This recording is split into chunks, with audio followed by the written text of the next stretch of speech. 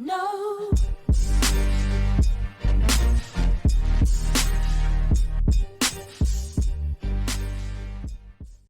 Hello friends, in this video we are going to write our first program in Ruby. We are going to write the classic Hello World program. First, we need to create a folder on desktop. Let's name it Ruby-Programs. Inside this folder, create a new document and name it hello.rb. And you notice is .rb extension. All Ruby files end in .rb stands for Ruby. So that's what you always want to do.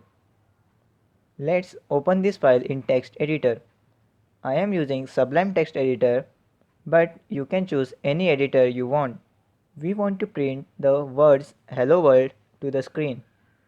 So we do that by typing puts and in quotation mark inside just Hello World, and that's it. Now we need to save this file. Hit Ctrl S on your keyboard or come up here, click on File, then click on Save. Now to run programs in Ruby, we use command prompt. So open command prompt. Now we need to navigate to the folder where we saved our file. So right now we are in C/users/aman. If we change the directory, we do cd, stands for change directory, and the directory name which is on desktop and Ruby-programs. You can type dir to see what's in this directory.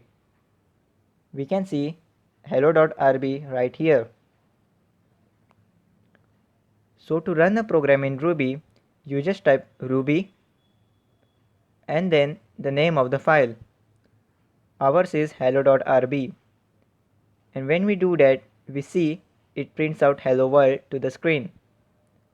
So there is our first program. Notice there is a space underneath here. If we come back to code, put stands for put string and hello world is a string. Words inside of quotation marks is a string. We can change puts to print. Now if we save this, come back to the command prompt and run this again, and you don't have to type that out again. You can press up on your keyboard and it will show you the last command you used.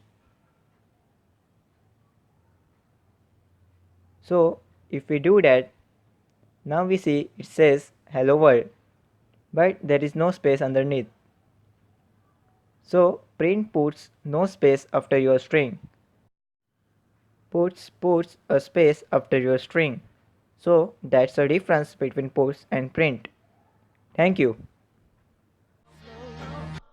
No.